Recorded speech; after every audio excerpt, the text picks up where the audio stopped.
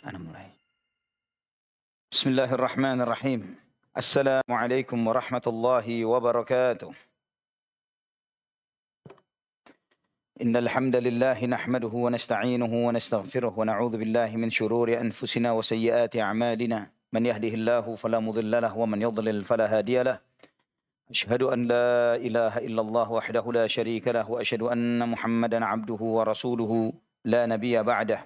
Allahumma salli wa sallim wa barik ala abdika wa nabiyyika Muhammad wa ala alihi wa sahbihi wa man ihtada bihadihi ila yaumil qiyamah. Qala Allah jalla wa ala ya ayyuhalladzina amanu ittaqullaha haqqa tuqatih wa la tamutunna illa wa antum muslimun amma ba'd. Akhwati fillah rahimani wa rahimakumullah. Alhamdulillah, segala puja dan puja hanya untuk Allah Subhanahu wa taala Rabbul alamin Ar-Rahmanir Rahim. Allah Subhanahu wa taala memuliakan kita dengan nikmat Islam, dengan Quran dan sunnah Nabi sallallahu alaihi wasallam. Allah Subhanahu wa taala yang memberikan kesempatan dan waktu bagi kita yang di dalam waktu-waktu ini Allah Subhanahu wa taala memberikan taufik dan hidayahnya kepada kita sehingga kita mengisi waktu ini dengan ibadah kepada Allah Subhanahu wa taala dengan serangkaian ibadah yang Allah Subhanahu wa taala syariatkan. Baik itu berupa salat, puasa, zikir, dan apapun ibadah yang kita lakukan termasuk duduk di majelis ilmu, mencari hal rizki yang halal, mendidik anak, melayani keluarga, suami terhadap istri terhadap suaminya, dan demikian pula baktinya seorang istri kepada suaminya dan semisalnya, yang semua itu adalah perpindahan kita dari satu ketaatan kepada ketaatan yang lainnya. Jika seorang hamba di dalam menjalani hidupnya dia berpindah dari satu ketaatan ke ketaatan yang lainnya, maka dia hendaklah senantiasa mensyukuri nikmat Allah Subhanahu wa taala itu. Hendaklah dia bersyukur Allah Subhanahu wa taala yang telah memberikan umur dan usia kepadanya. Allah Subhanahu wa taala yang menggiring dia, memudahkan dia untuk mengisi hidupnya dengan hal-hal yang baik. Al-Imam Ibnu Qayyim rahimahullah, beliau mengatakan, jika kamu ingin tahu seperti apa kedudukan kamu di sisi Allah Subhanahu wa taala, lihatlah apa yang Allah Subhanahu wa taala, kamu dipakai sebagai apa oleh Allah Subhanahu wa taala di muka bumi. Di bumi ini kamu dijadikan apa oleh Allah Subhanahu wa taala.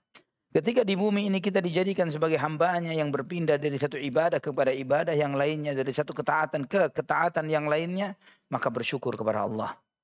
Bersyukur kepada Allah Subhanahu wa taala, berharap agar nikmat ini terus dijaga, berharap kepada Allah Subhanahu wa taala untuk terus istiqamah, berharap kepada Allah Subhanahu wa taala untuk dijaga keikhlasannya, berharap kepada Allah Subhanahu wa taala untuk terus seperti ini dan mati di jalan ini.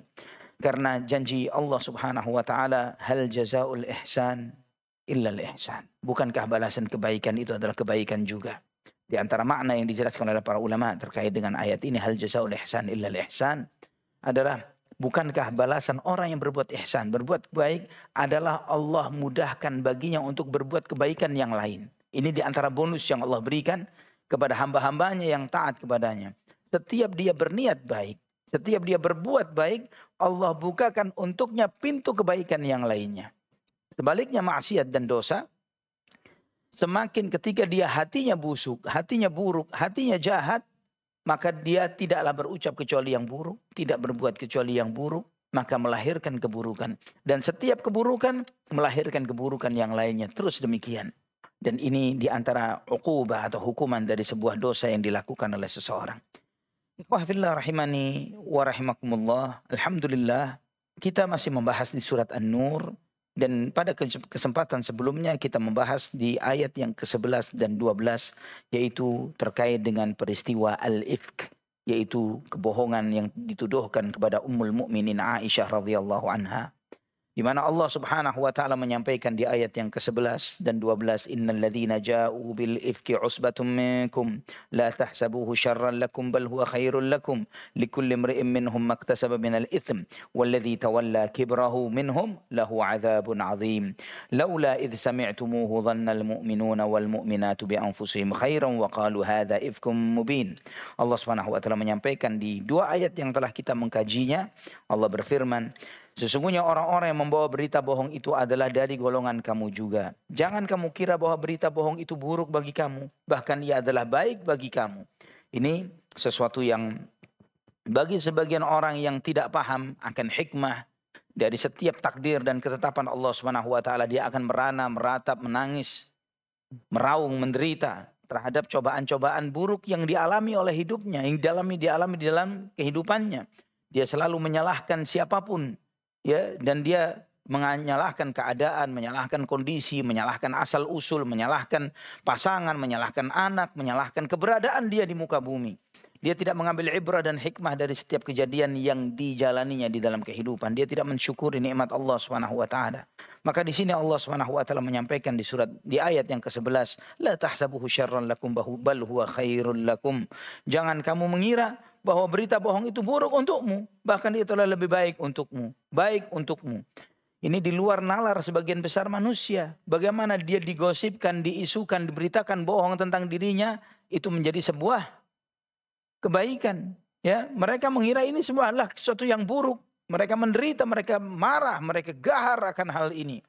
Tapi Allah Subhanahu wa taala menunjukkan kepada kita, subhanallah, isu bohong ini terhadap manusia yang terhormat dan mulia Ummul Mukminin Aisyah radhiyallahu anha bukan menjadi sebuah keburukan bagi mereka, bagi Ummul Mukminin Aisyah, bagi keluarganya Abu Bakar As-Siddiq radhiyallahu an, bal huwa khairun lakum.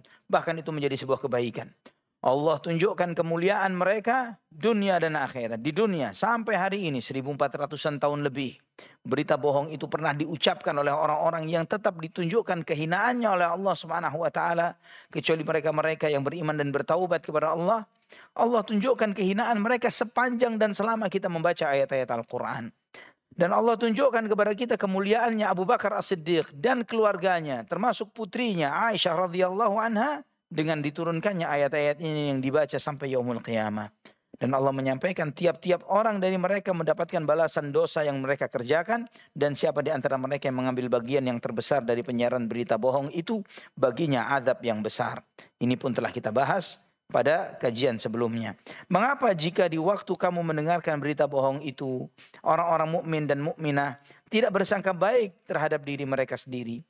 Mengapa mereka tidak mengatakan ini adalah sebuah berita bohong yang nyata?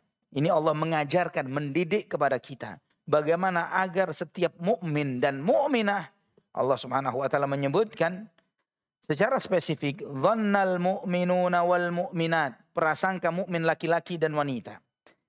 Antum tahu, kita menyadari ikhwah fillah bahwa sebagian besar ayat Al-Quran ketika menurunkan suatu perintah atau larangan, Allah perintahkan itu spesifik kepada satu jenis, laki-laki atau perempuan, tapi itu bersifat umum.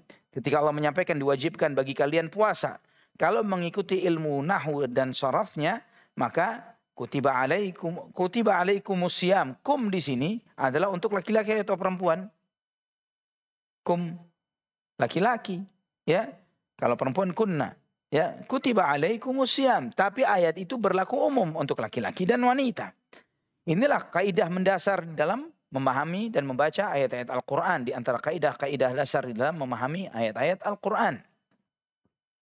Namun terkait dengan ini, Allah Subhanahu wa taala tidak membatasi dengan dhannal mu'minun, prasangka mukmin laki-laki, tapi dhannal mu'minuna wal mu'minatu bi anfusihim khaira. Ya, Allah Subhanahu wa taala menyampaikan kenapa ketika kalian mendengar berita bohong itu, orang-orang mukmin dan laki-laki, mukmin laki-laki dan wanita, mukmin dan mukminah, kenapa mereka tidak berprasangka baik terhadap diri mereka sendiri?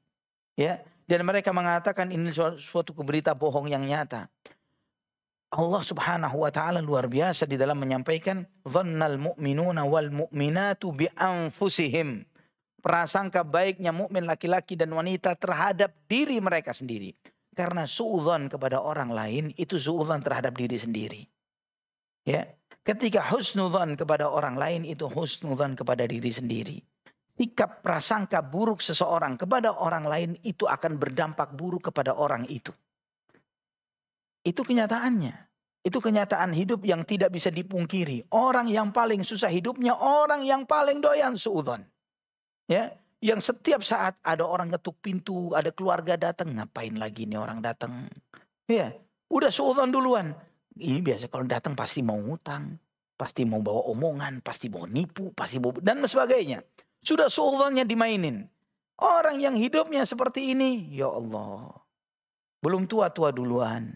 Ya, Belum waktunya sakit duluan, belum waktunya mati duluan. Allahul musta'an. Ini orang yang seperti ini susah hidupnya, tidak pernah bahagia. Ya karena dia dikekang, dikungkung oleh prasangkanya sendiri, oleh suudzonnya sendiri. Maka Allah Subhanahu wa taala mengingatkan bahwa berprasangka baik itu baik buat dia. Berprasangka baik terhadap orang lain itu baik buat dirinya sendiri. Kalaupun prasangka baiknya ini salah, pahala buat dia. Salahnya pun pahala. Ya, berprasangka baik kepada orang dikiranya orang baik, ternyata dia ditipu misalnya. Ya ternyata dia ditipu, diambil fulusnya, diambil barangnya. Apa yang diambil dari dirinya sebagai orang yang mazlum, bukan orang yang zalim, meninggikan derajat dia di sisi Allah Subhanahu wa taala. Dan cirinya orang-orang mukmin itu disebutkan oleh Nabi, orang yang pertama kali masuk surga itu adalah orang-orang mukmin yang hatinya seperti burung. Qulubuhum qattair, hatinya seperti burung polos. Gampang husnudzon sama orang. Itu hatinya orang beriman. Karena gampang husnudzonnya sering ketipu. Karena gampang husnudzonnya sering ditipu orang, dibohongin orang. Namun itu sifatnya orang beriman. Orang yang pertama kali masuk jannah. Yang gak banyak trik. Gak licik orangnya. Ya, gak banyak politik-politikan. Enggak. Tapi dia polos. Ikhwafillah rahimani wa rahimakumullah. Dan Allah ingatkan di ayat selanjutnya, di ayat ke-13, laula ja'u alaihi bi arba'ati syuhada fa idh lam ya'tu bisyuhada'i fa ulaika 'indallahi humul kadzibun. Mengapa mereka yang nuduh itu tidak mendatangkan 4 orang saksi atas berita bohong itu? Oleh karena mereka tidak mendatangkan saksi-saksi, maka mereka itu pada sisi Allah atau di sisi Allah mereka adalah para pendusta, para pembohong. Ikhwah fillah rahimani wa rahimakumullah. Di sini Allah Subhanahu wa taala mengingatkan kepada kita ya bahwa orang-orang yang membawa kebohongan dan dia tidak membawa bukti atas kebohongan mereka, Allah sebutkan di dalam ayat ini, faulaika indallahi humul kadzibun. Mereka itu di sisi Allah, mereka itu pada hakikatnya adalah para pendusta. Ini penegasan dari Allah Subhanahu wa taala. Ya ditegaskan berkali-kali oleh Allah. Faulaik indallah, di sisi Allah, hum, mereka itu al-kadzibun. Ya. Pakai isim ma'rifah. Itu adalah penegasan berulang-ulang dari Allah Subhanahu wa taala menunjukkan bahwa mereka adalah pembohong sejati. Kalau nuduh orang nggak bawa bukti, pembohong sejati. Bukan pembohong di mata manusia, indallah, di sisi Allah Subhanahu wa taala. Ikhwah fillah rahimani wa rahimakumullah. Maka kata Syekh Abdurrahman bin Nasir As-Sa'di rahimahullah ketika menafsirkan ayat ini, jika mereka tidak membawa saksi-saksi, maka mereka di sisi Allah adalah para pendusta, walaupun mereka yakin terhadap berita itu. Kata Syekh Sa'di, wa in kanu fi anfusihim qad tayaqqanu dzalik, fa innahum kadzibuna fi hukmillah. Li'annahu harrama 'alaihim at-takalluma bidzalika min duni arba'ati syuhud. Walaupun mereka sangat yakin dengan informasi itu, tapi mereka dihukumnya Allah sebagai para pendusta. Karena Allah mengharamkan bagi mereka berbicara tentang sesuatu, tentang hal itu tanpa membawa 4 orang saksi. Walihada qal, malah oleh karena itulah Allah berfirman, faulaika 'indallahi humul kadzibun. Mereka itu di sisi Allah, merekalah para pendusta. Kata Syekh Sa'di rahimahullah, lam yaqul faulaika humul kadzibun. Allah tidak mengatakan mereka itu sebagai para pendusta, tidak cukup sampai di sana. Tapi disebutkan faulaika indallah hum al-kadzibun, maka mereka di sisi Allah, merekalah sejatinya para pendusta. Wa hadza kulluhu min ta'dhimi hurmati 'ardil muslim bihaitsu la yajuzu al-iqdamu 'ala ramyihi min duni nisab asy-syahadati bis-sidq. Ini menunjukkan besarnya kehormatan harga diri seorang muslim. Tidak boleh membicarakan sesuatu tentang harga diri seorang muslim, menuduh mereka tanpa saksi yang benar. Maka oleh karena itulah ya ikhwafillah, setelah peristiwa ini, mereka orang-orang mukmin yang ikut nyebarkan gosip ini, ditegakkan qisas kepada mereka. Yaitu Mistah bin Uthathah radhiyallahu an, Hamnah binti Jahsh radhiyallahu anha, ya, Hasan bin Thabit radhiyallahu an. Para sahabat, orang-orang hebat ini, mereka keceplosan, mereka melakukan kesalahan ini. Kesalahan itu ditegakkan hukum oleh Nabi SAW. Mereka dihukum qisas, dicambuk 80 kali cambukan karena kebohongan yang mereka sebarkan. Namun Abdullah bin Ubay, tokohnya munafikin, tidak dihukum apapun karena dia sudah sangat buruk. Ya, dia sangat buruk. Sangat, karena makarnya ini sudah parah. Ya, dia ini menyebarkan berita tapi dia tidak menisbatkan berita itu sumbernya dari dirinya. Ini jahatnya si munafik. Orang munafik ini doyan nebar gosip padahal dia sumbernya. Ya, ini diantara sifatnya orang munafik. Dia tidak pernah terang-terangan mengatakan, saya dengar begini, enggak. Tapi dia mungkin katanya, ini katanya loh ya, katanya. Kata siapa? Dia. Ya, padahal dia yang ucap.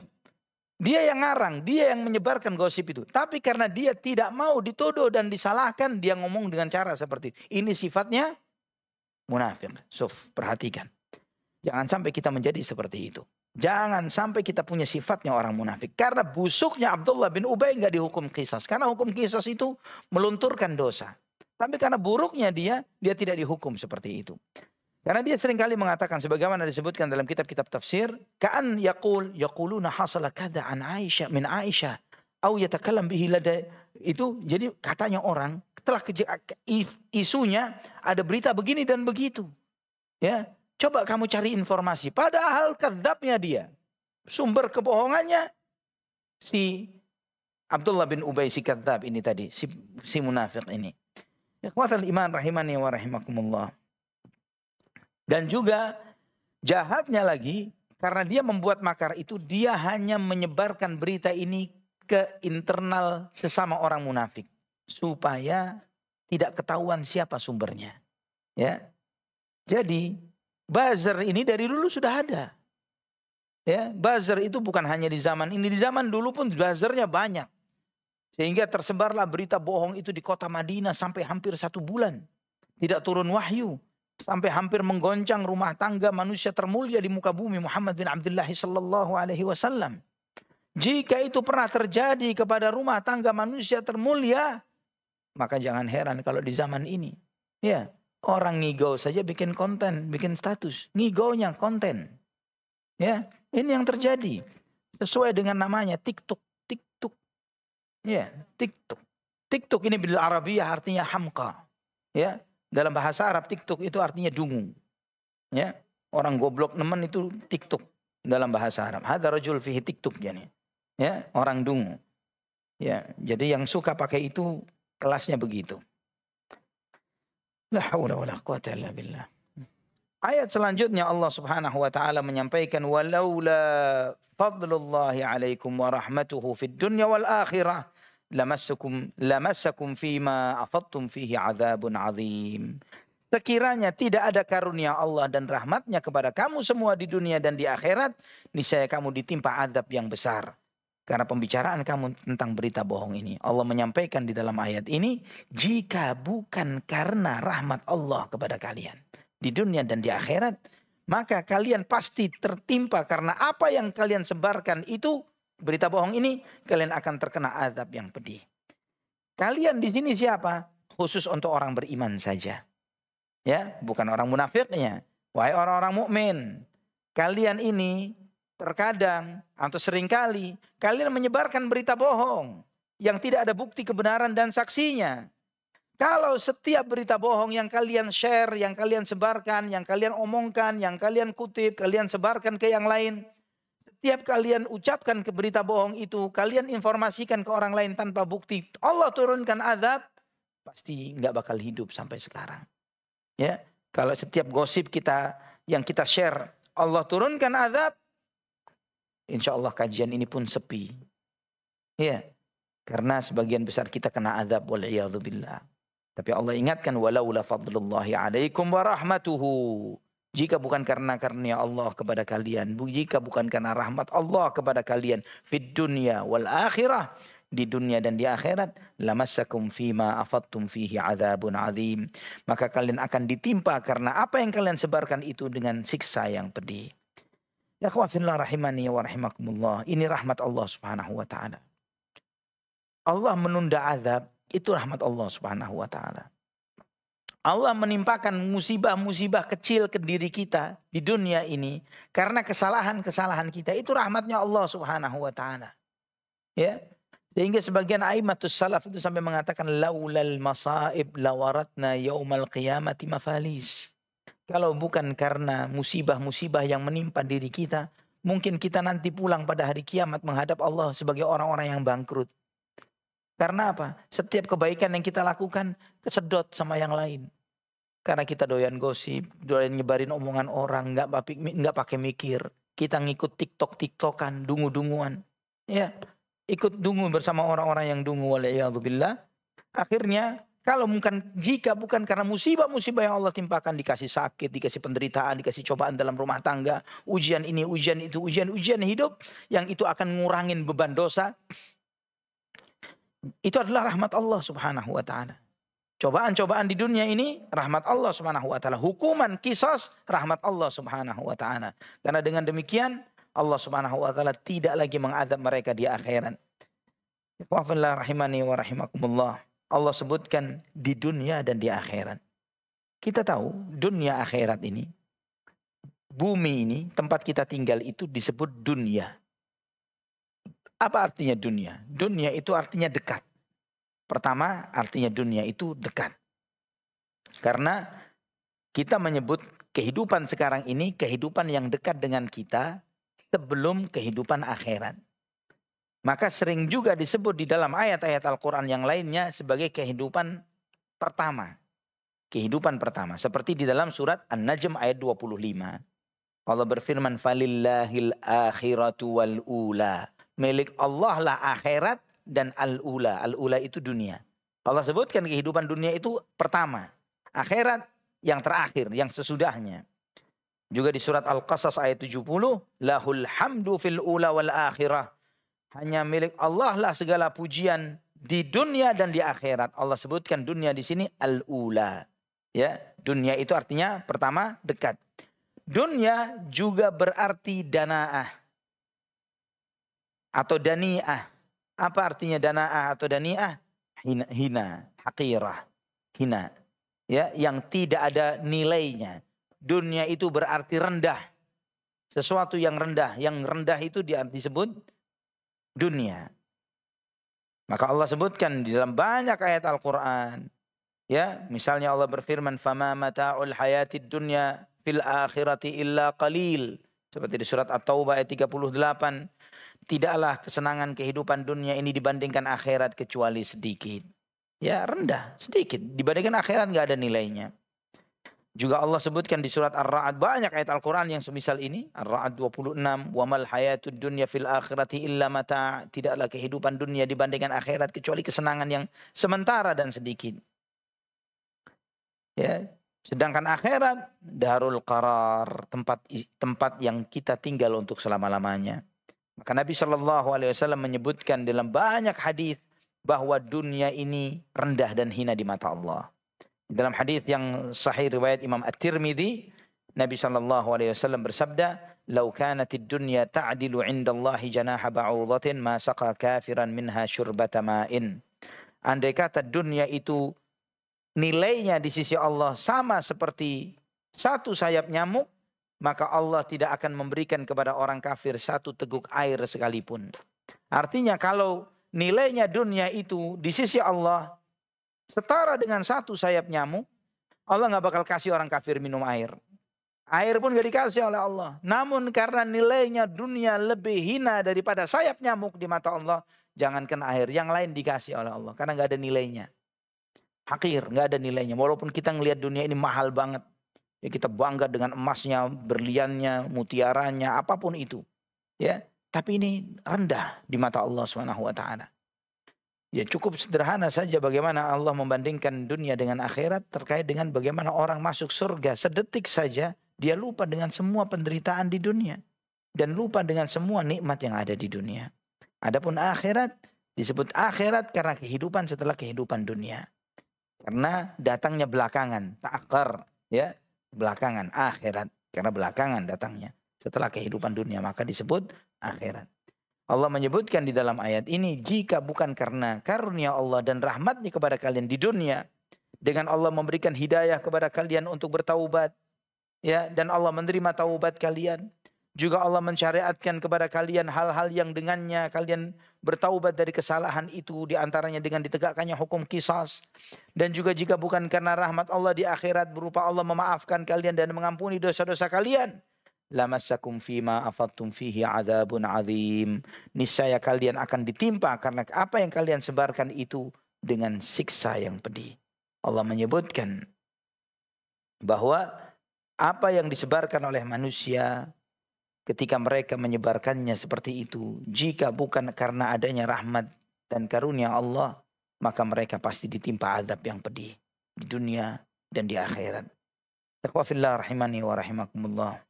Namun karena rahmat Allah Subhanahu wa taala yang besar dan karunia-Nya di dunia dan di akhirat, Allah bersihkan manusia ini di dunia ini dengan taubatnya. Dengan cobaan-cobaan hidup. Allah maafkan kesalahan-kesalahan mereka, Allah ampuni mereka dari kesalahan-kesalahan tersebut sehingga Allah jauhkan mereka dari azabnya. Al-Imam Al-Hafidh Ibnu Katsir ketika menafsirkan ayat ini beliau mengatakan, "Walaula fadlullahi 'alaikum wa rahmatuhu fid dunya wal akhirah." Jika bukan karena karunia Allah terhadap kalian dan rahmatnya di dunia dan di akhirat, wahai orang-orang yang ikut berkecimpung di dalam menggosipkan Ummul Mukminin Aisyah radhiyallahu anha.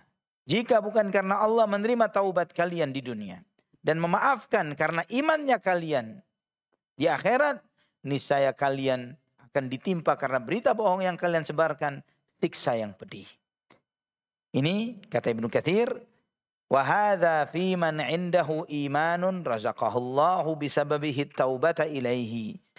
Ayat ini berlaku terhadap orang yang memiliki iman di dalam hatinya. Yang Allah berikan rizki kepada dia karena imannya tersebut, Allah mudahkan dia untuk bertaubat. Seperti Mistah, Hassan dan Hamnah binti Jahash, ukhtu Zainab binti Jahash. Ya, seperti 3 orang mukmin ini tadi.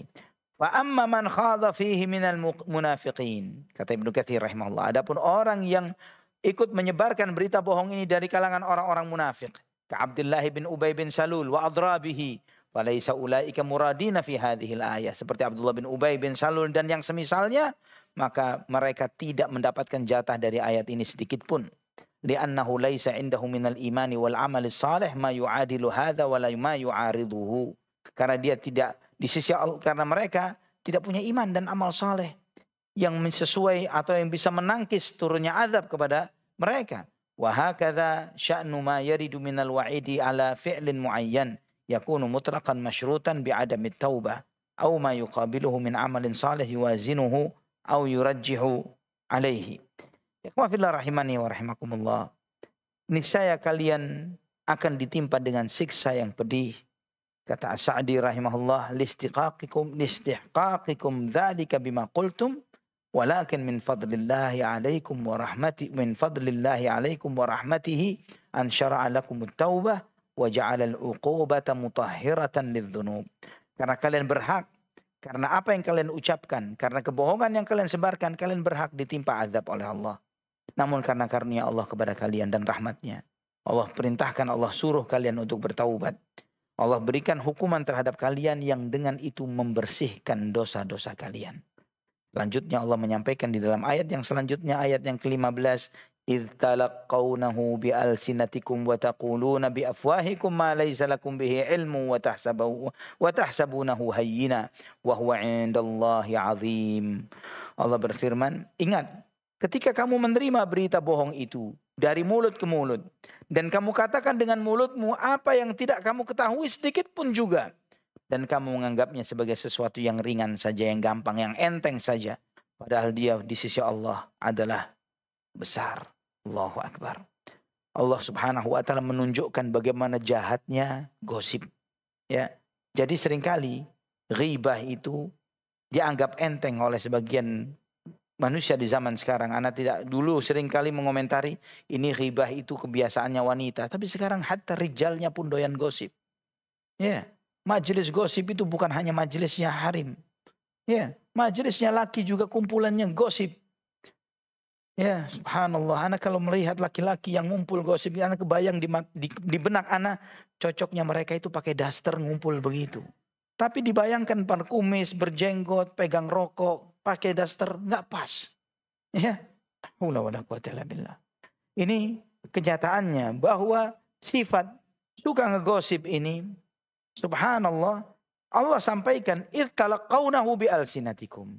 Ingatlah ketika kamu menerima berita bohong itu dari mulut ke mulut. Padahal kita tahu nyampaikan informasi itu dari mulut ke kuping. Betul ya? Dari lisan ke telinga. Tapi bagaimana Allah menyebutkan dari mulut ke mulut, itu menunjukkan bagaimana berita bohong itu seringkali disebarkan nggak pakai mikir. Ya, seringkali disampaikan itu oleh orang, ini nggak tahu dengan berita ada berita, cepat dengan senang langsung nggak pakai dipikir. Padahal Allah mengajarkan bagaimana sifatnya orang beriman. Ya ayyuhalladzina amanu. Wahai orang yang beriman. In ja'akum fasiqum binaba'in fatabayyanu. Jika kalian datang kepada kalian orang fasik membawa satu berita, cari kejelasan dulu. Ini kalau beriman. Ini kalau dia punya iman. Tapi kalau tidak punya iman seperti di dalam ayat ini, ittalaqawnahu bi'alsinatikum wa taquluna biafwahikum ma laysa lakum bihi ilm.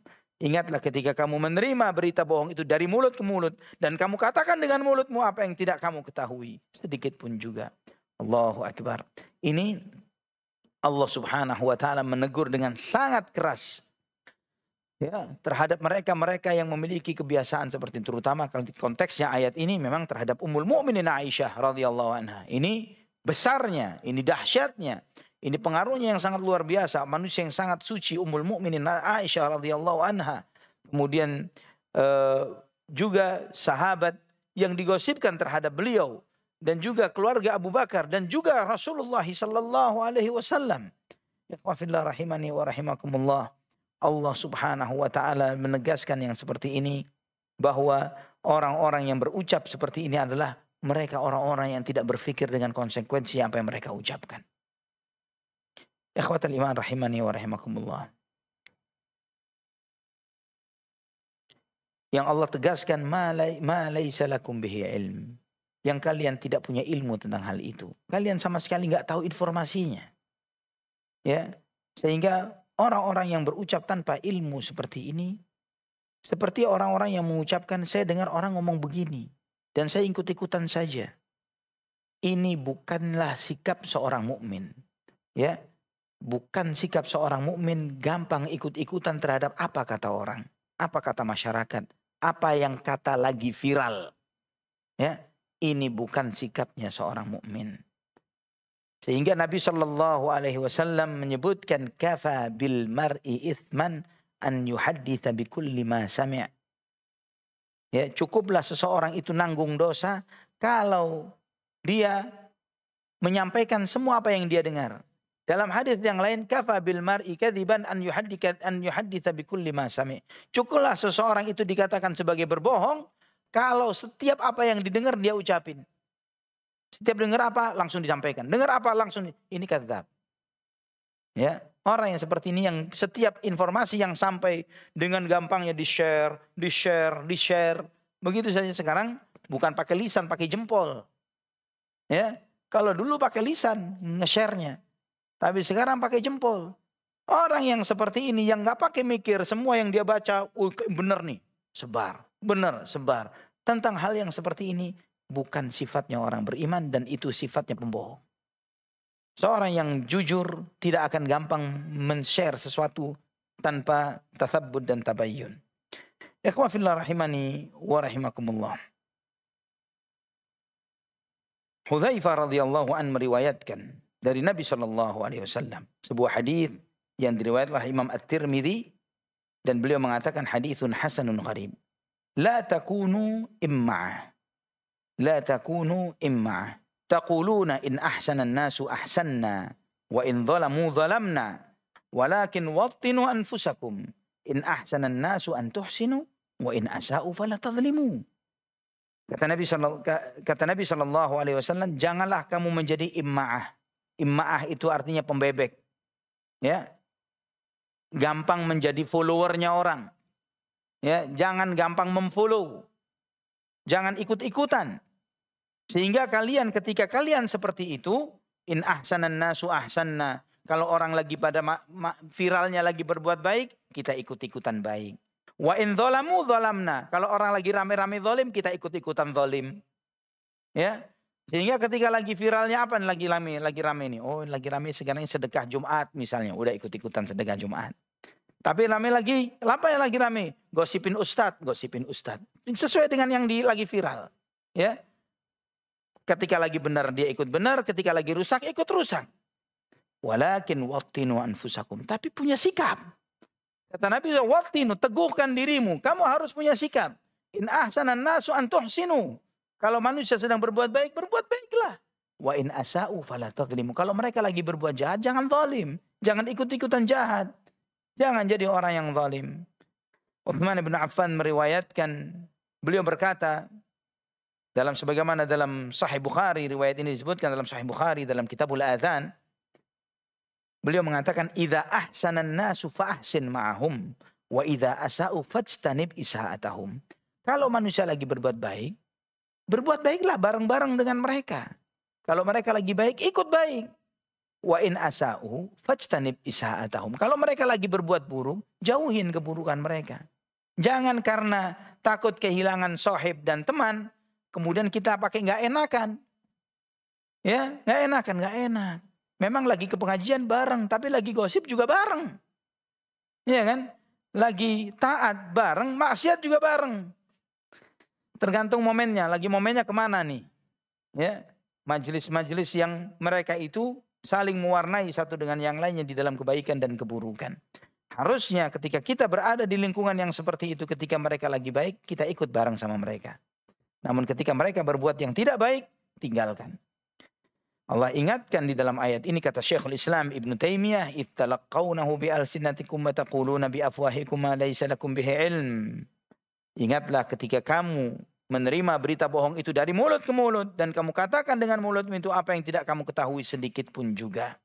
Kata Syekhul Islam, "Fahadha bayanun li sababil adzab wa huwa talaqqil batil bil alsinah wal qawli bil afwah."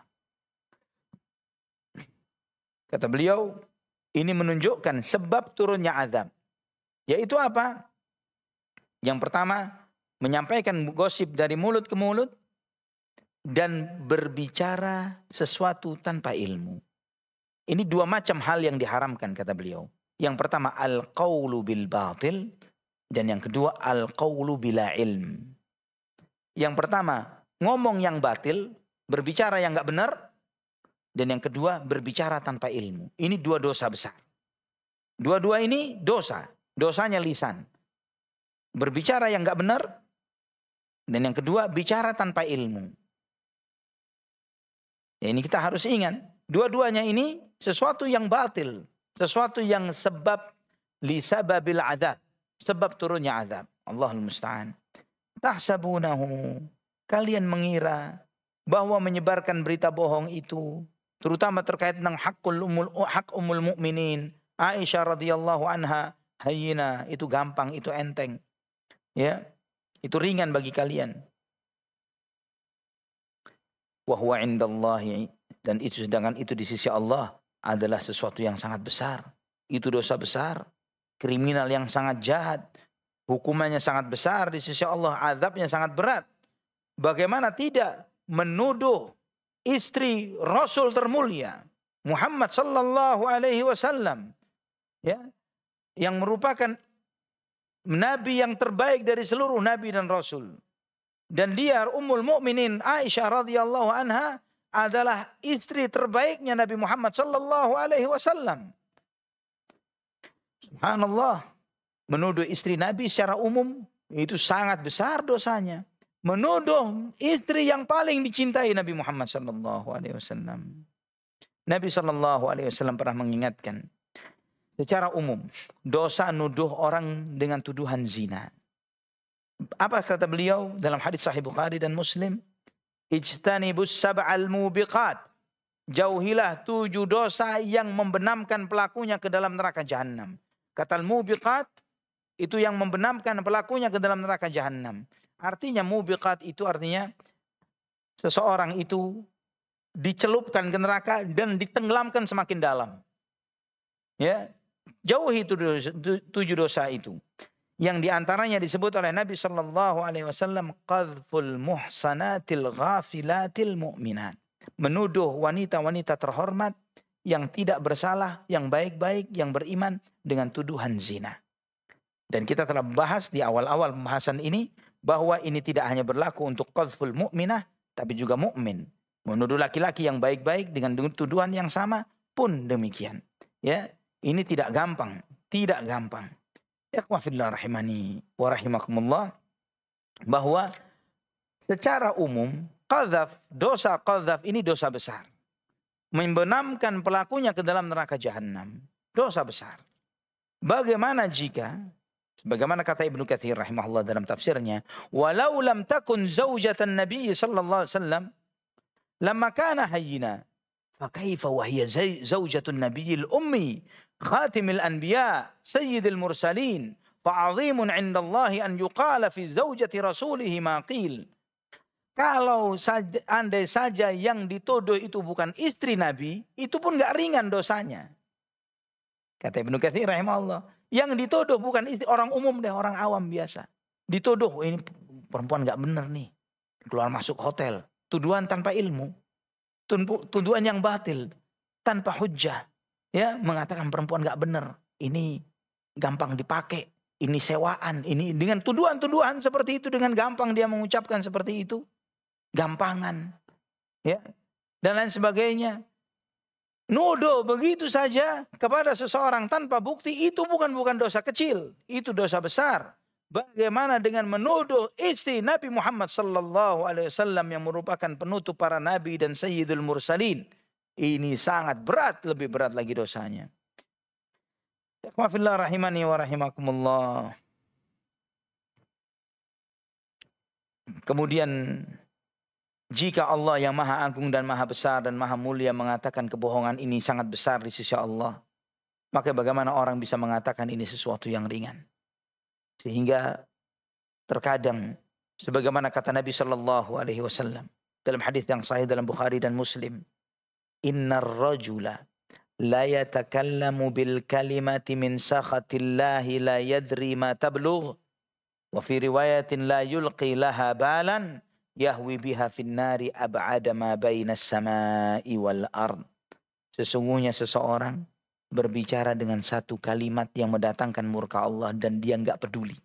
Asal bunyi, asal jiplak, asal ngucap, asal ngomong. La yulqi laha balan, enggak dipikirin oleh dia ucapan dia. Yahwi biha finnar, namun akibat ucapan yang tidak dia pikirkan itu dia terjerumus ke dalam neraka jahanam. Ab'ada ma bainas samai wal ard, lebih jauh daripada langit dan bumi.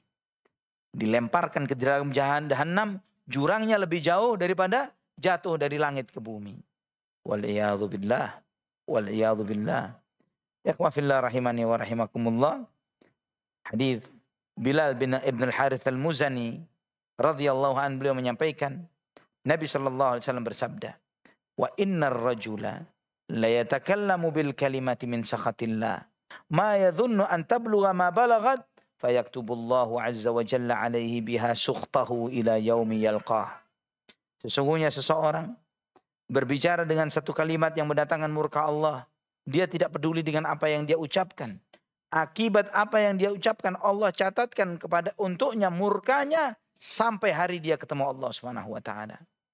Maka Nabi sallallahu alaihi wasallam pun berpesan dalam salah satu sabdanya kepada Mu'adz bin Jabal ketika menyampaikan semua hal-hal besar tentang sholat, sabat, puasa, zakat, tentang sedekah dan banyak hal tentang jihad, tentang menyampaikan tentang semua pintu-pintu kebaikan.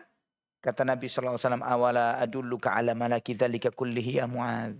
Maukah kamu aku tunjukkan kepadamu inti dari semua kebaikan yang aku ajarkan kepadamu wahai Mu'adz? Kuffa 'alaika hadza. Kuffa 'alaika hadza. Kata Nabi sambil nunjuk ke lisannya, jaga lisan, jaga lisan.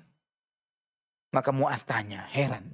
Herannya ini menunjukkan bersihnya hatinya Mu'adz dan cerdasnya beliau dan bodohnya sebagian besar kita. Dia bertanya begini, ya Nabi Allah, wa inna la mu'akhadhuna bima natakallamu bihi. Apa kita bakal diazab oleh Allah gara-gara apa yang kita ucapkan? Ini kita nggak pernah ngitung. Kita ini nggak pernah ngitung apa yang kita ucapkan. Kalau kita dari pagi tadi sampai sekarang ini menjelang asar, kita gosipin banyak orang. Mulai presiden, wakil presiden, mantan presiden, menteri dan semuanya. Tetangga dan lain sebagainya. Kita nggak anggap itu sebagai dosa. Kita nggak hitung itu sebagai dosa. Nggak bakal dihisap. Itu kan oke-oke saja. Ya, kita nggak anggap itu nggak bakal dihisap oleh Allah Subhanahu wa ta'ala. Kita nyantai. Beda kalau kita zikir pagi petang. Kita harus sedang, wah alhamdulillah tadi pagi zikir pagi petang. Insya Allah catatan amalnya udah penuh. Ya, kebaikan kita ingat-ingat. Dosa yang kita ucapkan. Nuduh orang, gosipin orang, bicarain orang, nyakitin hati orang. Kita nggak ngitung itu sebagai sebuah dosa. Maka kita nggak anggap bakal diazab gara-gara apa yang kita ucapkan. Ini karena bodohnya kita, karena cerdasnya Mu'adz radhiyallahu anhu dan para sahabat. Wa inna la mu'akhadzuna bima natakalam. Jadi apa yang kita ucapkan bakal membuat kita diazab ya Rasulullah. Apa kata Nabi SAW? Takilatka ummuka ya Mu'adz. Wa hal yukabbun nasu fin nari ala wujuhihim aw ala manakhirihim illa hasaidu alsinatihim. Kamu tidak mengerti wahai Mu'adz. Nanti bakal banyak manusia dipanggang wajahnya di neraka. Dipanggang dirinya di neraka hanya karena ucapan lisannya. Banyak orang kata Nabi. Banyak manusia yang dilakukan seperti itu. Wala'iyadzubillah. Yang kadang kita tidak menduga. Akhwati fillah rahimani wa rahimakumullah. Jangan sampai kita pulang nanti jadi orang-orang bangkrut. Kita ngirai diri kita ini orang soleh. Kita merasa soleh. Merasa baik. Karena kita biji tasbihnya muter terus. Tapi bukan untuk ngitung dosa. Ya, sambil zikir, sambil ngumpat orang. Sambil zikir, gosipin orang. Terus. Ya. Terus kemudian kita sedekahnya. Masya Allah. Luar biasa. Pagi, siang, sore, tiap Jumat menjelang Ramadan. Masya Allah. Tabarakallah. Ya. Tapi tidak bisa jaga lisan. Kata Imam Ibnu Qayyim rahimahullah. Berapa banyak orang-orang yang saleh berjatuhan karena yang seperti ini. Orang-orang yang kelihatan alim, zuhud, ahli ibadah. Masya Allah. Luar biasa. Mereka berantakan dalam urusan ini. Sehingga kalau diajak, ayo nyolong. Nggak mau dia. Ayo makan khamar, minum khamar, makan khinzir, makan babi. Nggak mau dia. Nggak mau diajak yang munkar-munkar. Tapi ayo gosip, asyik. Ya, ayo kita bicarain aib orang, doyan. Dan dia nggak nganggap itu sebagai kefasikan. Ya. Terus kalau nanti dia pulang di akhirat ternyata semua kebaikan yang dia lakukan seumur-umur ini ternyata untuk bayar-bayar orang. Apa nggak bangkrut dia? Ya Allah, dia haji, dia umrah, dia sedekah, dia puasa, dia ini untuk ke orang semua. Yang kata Nabi SAW, atadruna manil muflis, tahukah kamu siapa orang yang bangkrut dari umatku ini? Para sahabat mengatakan al-muflisu man la dinara lahu wala mata' ya Rasulullah. Orang bangkrut itu uangnya habis, barang dagangannya habis. Dia jualan, barangnya habis. Tapi mana faedahnya? Habis juga. Ini bangkrut. Kata Nabi SAW, al-muflisu min ummati. Orang yang bangkrut dari umatku. Man ata yaumal qiyamah bisalah wa siyam wa zakah. Dia datang di hari kiamat dengan pahala sholat. Sholatnya wajib, sunnah, luar biasa. Puasanya, puasa wajib, puasa sunnah, luar biasa. Zakat wajib, sedekah sunnah, luar biasa. Walakin qad syatama hadha, wa qadhafa hadha, wa syatama hadha, wa akala mala hadha, wa daraba hadha. Allahu Akbar. Namun sayang ketika dia hidup di dunia, pernah nuduh orang dengan tuduhan zina. Si fulan dituduh begitu. Pernah mencela si fulan, pernah memukul si fulan, pernah begini, pernah begitu. Fayati hadza fayu'khadz min hasanati, fayati hadza fayu'khadz min hasanah. Maka yang orang-orang korban-korbannya ini semua didatangkan oleh Allah Subhanahu wa taala. Ya, dari sejak dia remaja, dari sejak dia balik sampai dia mati, ngumpul ngantri nagih. Ya Allah, dia dulu pernah begini. Ya Allah, dia dulu pernah begitu ke anak. Dia dulu. Pada saat itu semua semua lapar. Pada yaumul mahsyar nanti, pada yaumul hisab, semua kelaparan. Semua butuh kebaikan dari orang lain untuk nyelamatin dirinya. Sehingga sampai nanti Allah gambarkan yauma yafirrul mar'u min akhihi wa ummihi wa abihi wa sahibatihi wa bani. Di hari itu manusia lari dari saudaranya, dari abi dan uminya, enggak pengen ketemu sama abu uminya.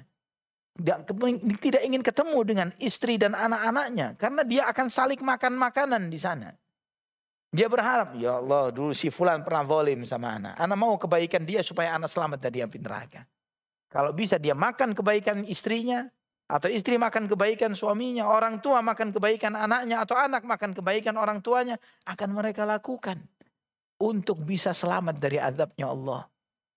Untuk bisa selamat dari azabnya Allah.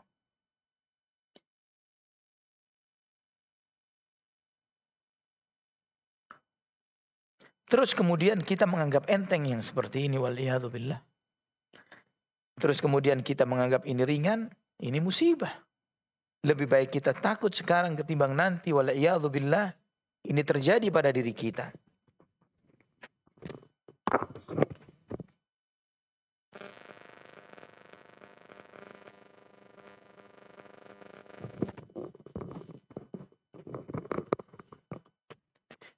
Ikhwa fillah rahimani wa rahimakumullah. Orang-orang yang bangkrut ini, mereka mengira sebagaimana yang Allah sampaikan, tahsabunahu hayyina wa huwa 'indallahi 'azim. Kalian menganggap itu sebagai sesuatu yang ringan, padahal itu berat, sangat berat di sisi Allah. Ada seorang sahabat yang bernama Uqbah bin Amir radhiyallahu an. Beliau bertanya kepada Nabi SAW, ya Rasulullah, man najah? Ya Rasulullah, apa itu keselamatan? Selamat itu bagaimana sih ya Rasulullah, supaya orang itu selamat? Kata Nabi SAW, amsik alaika lisanak, wal yasa'ka baituk, wabki ala khati'atik.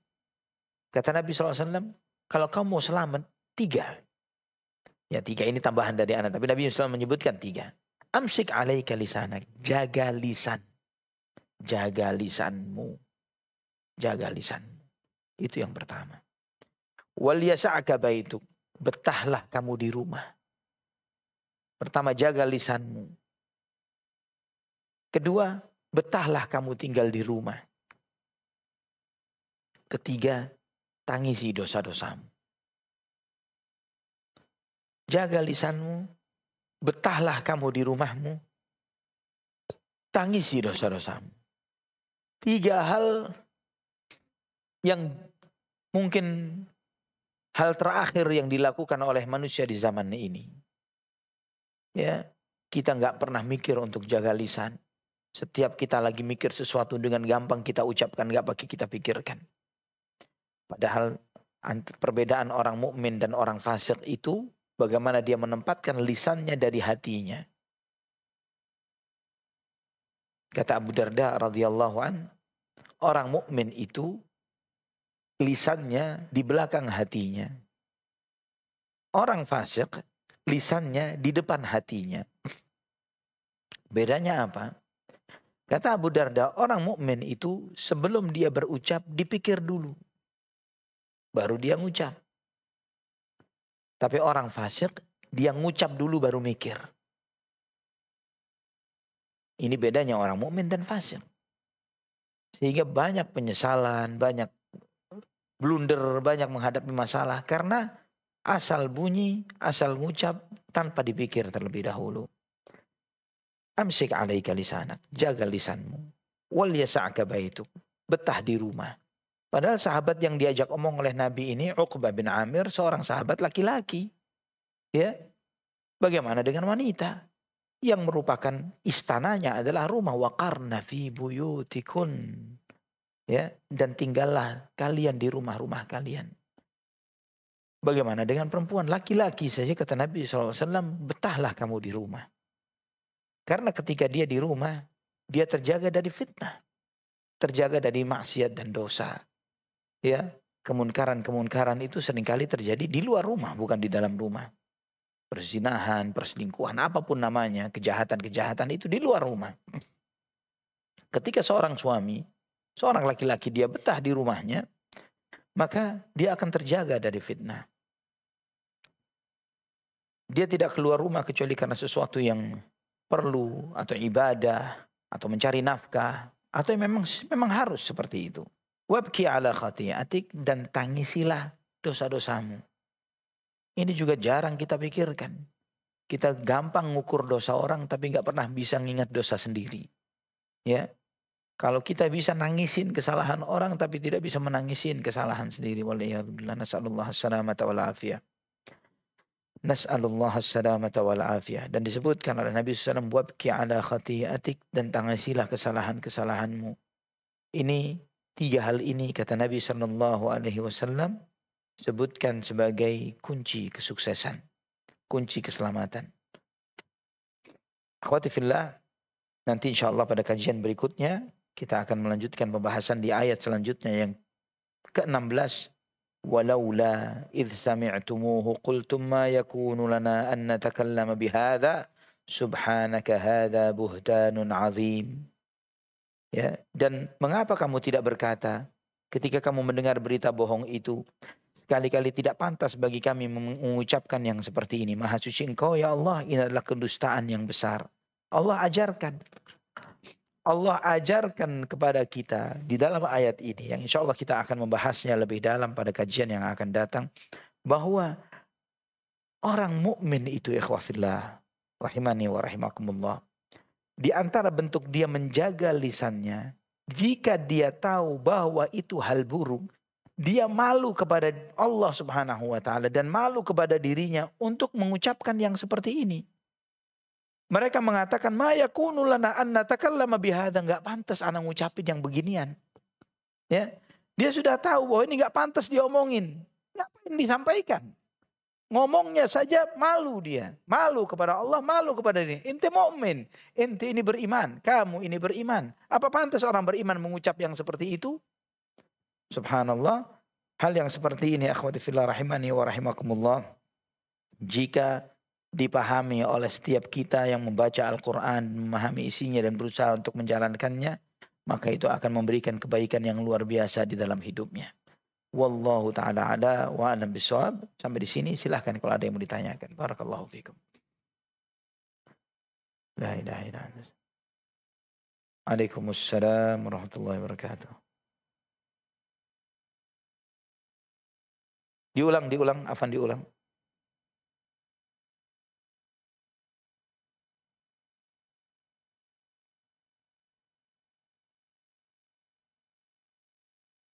Taubatnya. Bagaimana taubat dari ghibah? Taubat dari ghibah, pertama bertaubat kepada Allah Subhanahu wa taala setelah dia menyesal, ya, dan kemudian dia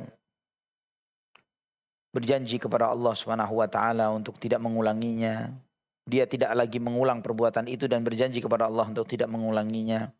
Selanjutnya dia mengklarifikasi di majelis ghibahnya ini tadi. Ya, afwan ya jamaah, kemarin ana ngomongin si fulan. Ana taubat kepada Allah, enggak benar tuh omongan semua ana enggak benar. Ana tarik omongan ana. Enggak perlu ngomongin ke orang yang bersangkutan, enggak perlu ngomong ke korbannya. Ya. Sebagian ulama mengatakan harus ngomong ke korbannya. Sebagian ulama mengatakan seperti itu, harus dia klarifikasi ke korbannya. Tapi pendapat yang rajih sebagaimana disampaikan oleh Syekhul Islam Ibnu Taimiyah rahimahullah dan yang lainnya, tidak harus mengklarifikasi kepada korbannya. Kenapa tidak harus? Karena tidak berbuah kemaslahatan. Ya, kadang korbannya nggak tahu kalau digosipin, nggak tahu sama sekali. Ya dia santai-santai saja. Nah kalau kita omongin, afwan ya kemarin anak gosipin ente, jadi zaat, jadi muskilah, jadi berkelahi. Ya, tapi cukup dia bertaubat kepada Allah dan mengklarifikasi ke teman-teman gosipnya. Itu yang bisa dia lakukan. Wallahu a'lam bishawab.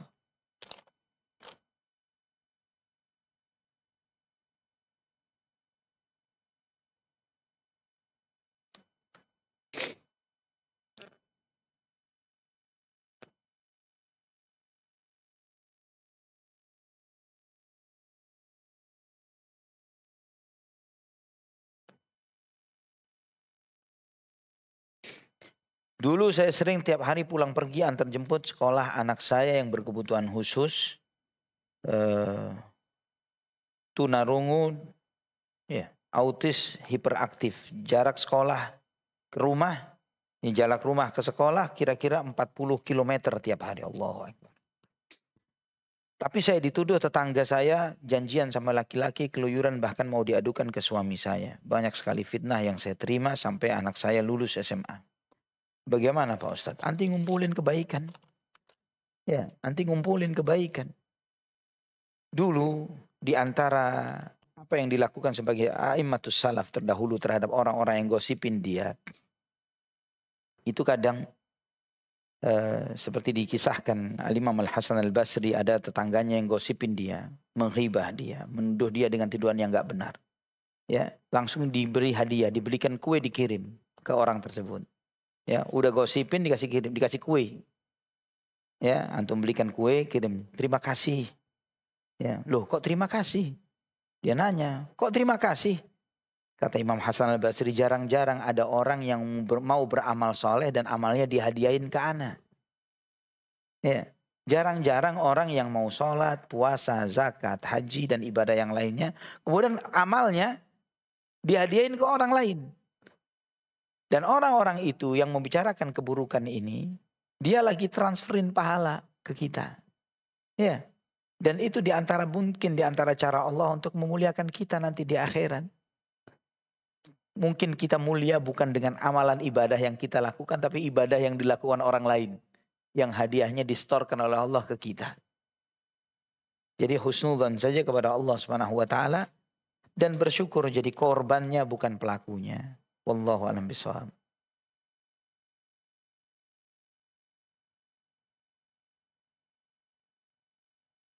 Khalas ini aja soalnya. Taim. Hah? Nah. Baik akhwati fillah rahimani wa rahimakumullah. Ada lagi? Silahkan. Nah. Oh.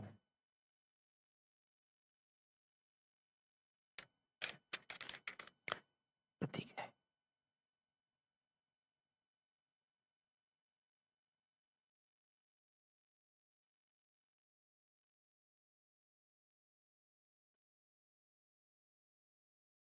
Ketika kita dihisab tidak berpakaian. Lah, bukan ketika dihisab.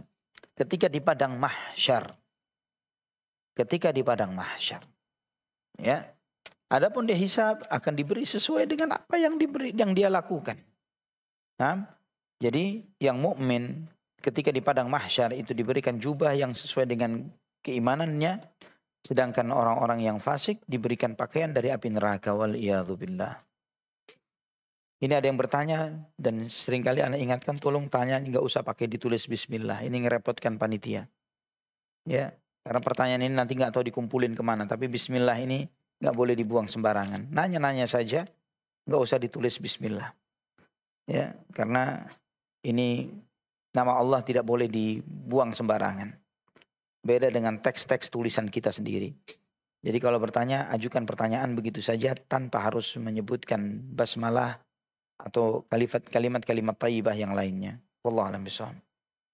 Bagaimana kita menyikapi teman dekat kuliah atau circle yang kurang baik, yang suka gosip, berkata kasar? Jika saya meninggalkan mereka, maka di perkuliahan saya sendiri dan tidak punya teman, Ustadz. Apakah saya diam saja jika mereka seperti itu atau bagaimana? Nah, masalah nggak kalau nggak punya teman? Di antara sifatnya para ulama, dan ini sangat sering kali disebutkan di dalam kitab-kitab mereka. Rata-rata ulama itu nggak punya teman. Rata-rata ulama itu nggak suka nongkrong, nggak seneng ngobrol, majelis nggak seneng. Ya, sifatnya para ulama itu dari rumah ke majelis ilmu dan ibadah-ibadah personal mereka. Karena mereka sibuk dengan dirinya dan ilmu yang mereka pelajari. Gak punya teman itu bukan aib. Apalagi kalau temannya adalah orang-orang fasik. Ya, apalagi temannya orang-orang fasik. Sehingga Imam Syafi'i pun pernah mengatakan seperti itu. Beliau mengatakan, kalau aku punya teman tapi aku harus hati-hati dengan banyak salah dan dosa yang dia sering perbuat, maka sendiriku lebih aku syukuri, kata beliau. Sendiriku lebih aku senangi. Karena sendirinya orang mukmin tidaklah aib bagi dia. Ya, dia tidak pernah merasa sendirian dengan Islam dan imannya, nggak pernah sendirian. Ya, kita ini tidak akan berkurang martabat dan derajat kita karena tidak memiliki teman.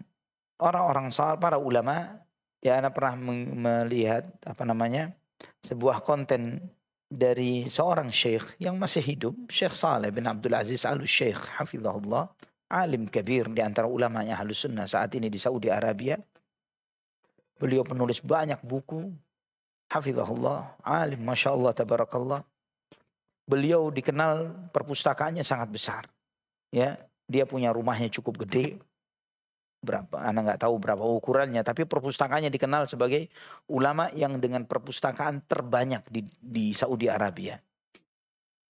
Maka ditanya, Syekh, benar nggak berita ini gitu loh, bahwa kitab-kitab inti banyak.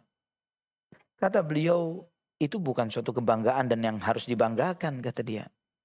Karena kata Syekh ini, apa yang dia sampaikan itu bisa jadi sesuatu yang aib bagi sebagian kita, atau nggak pantas, atau nggak baik, ya kurang gimana gitu ya. Tapi kata beliau, saya ini nggak punya sahib, saya nggak punya teman, saya nggak suka jalan-jalan, saya suka duduk di rumah.